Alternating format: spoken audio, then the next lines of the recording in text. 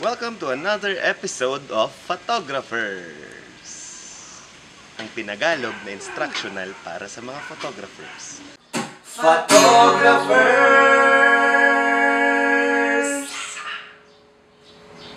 Hey, off na ba talaga yan? Hindi ko alam. Simon, ano po bang lens yung may advice mo? Kasi ang gamit ko ngayon is a kit lens, yung kasama ng body, nung binili ko siya. Then, gusto ko na mag-upgrade. So, ano po bang lens yung ma-advise niyo, Kuya Mon? So, kung ako, I would probably advise either a 50mm 1.8 or a 35mm 1.8.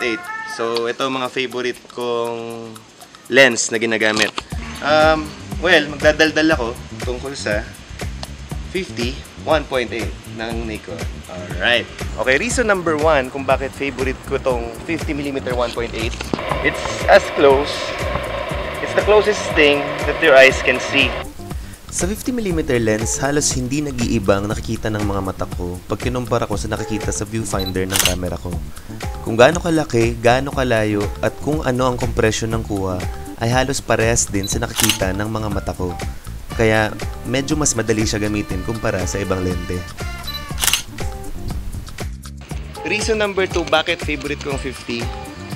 Tinawag siyang Nikon's Fast 50. Ibig sabihin mabilis. Bakit mabilis, Kuya Mon? Mabilis siya mag-focus.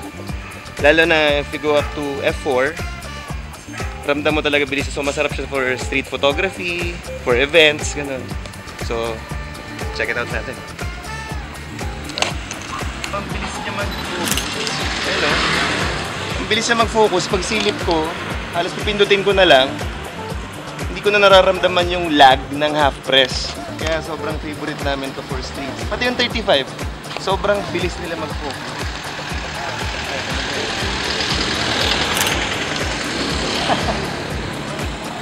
Ayan, BF friends. Nandito nga pala tayo guys sa BM. It's my village. Matter.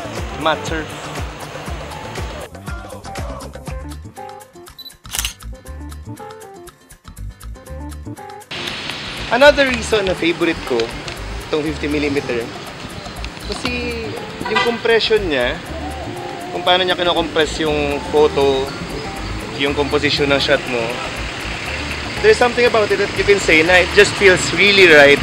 Yung parang tama lang yung compression niya, yung build niya, yung geometry ng tao pag kinukunan ko siya.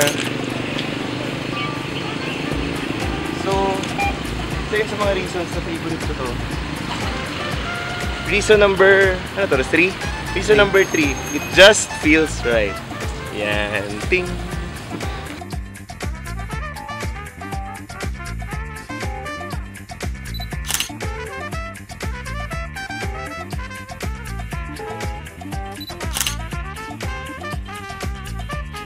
Reason number 4, ang gaan niya.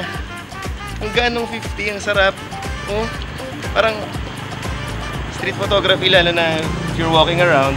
Super gaan niya, pwede mo itapon-tapon camera mo. Ang sarap gamitin. Literally, ang gaan niya, pwede ka mag-shoot one hand. One hand bandit.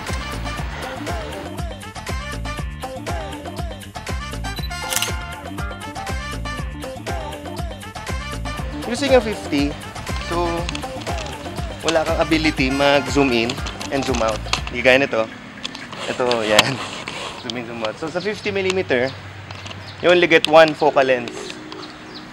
Hindi ka pwede wala kang ability through the lens na mag-zoom in and zoom out. So, ano consequence nun? Ikaw yung zoom in, zoom out. Oo, ano ang pang zoom in, zoom out mo dito? Ito. Yung legs mo. Yun ang pang zoom in, zoom out mo dito. So, it makes you think more. Or pinag-iisip ka niya sa shot mo. Hindi ka basta katayo ka lang sa isang lugar. Zoom in, zoom out. Ito, mag-iisip ka ng composition mo, ng tatayuan mo. So, gumagana ito. Yung isa sa mga favorite ko dito sa 50mm.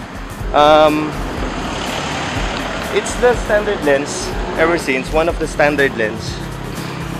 Although, some might argue na 35 yung standard lens. Well, depende naman sa perspective mo. Ako kasi, favorite ko rin yung 35 ng Nikon. Pag naglalakad-lakad na ako, street photography. Pero kung gusto ko mas tight, ito yung ginagamit ko.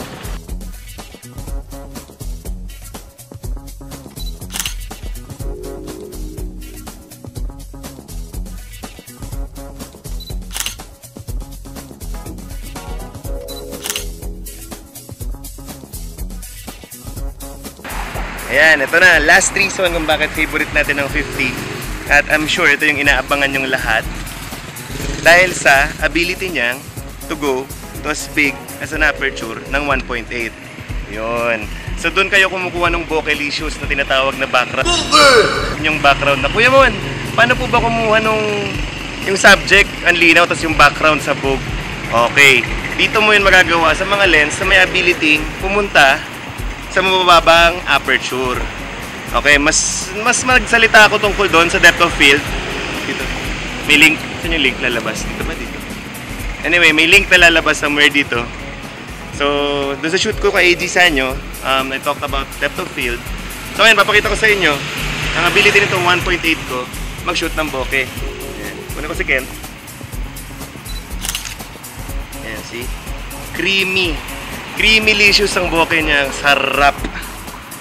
Yan. Ginawa kong subject yung camera. Isa pa.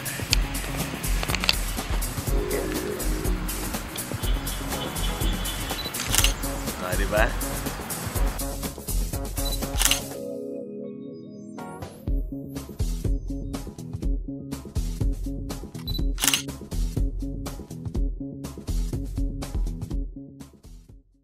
Totoo nga na ang 50mm f1.8 ay isang napakagandang lente.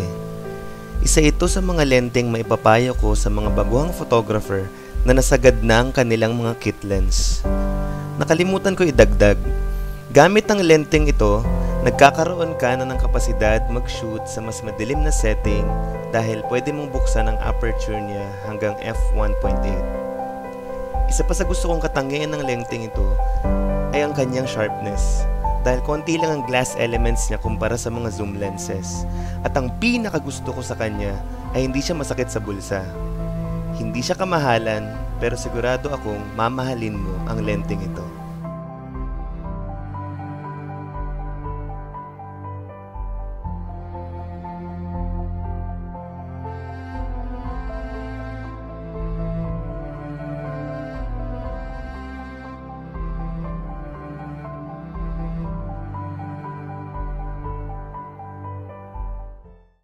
Dito na naman tayo sa isang episode ng Photographers. First reason kung bakit favorite natin ang 50mm 1.8. Puta, ano nga yung first reason ko? Mamatay ka, hayop ka. Grabe.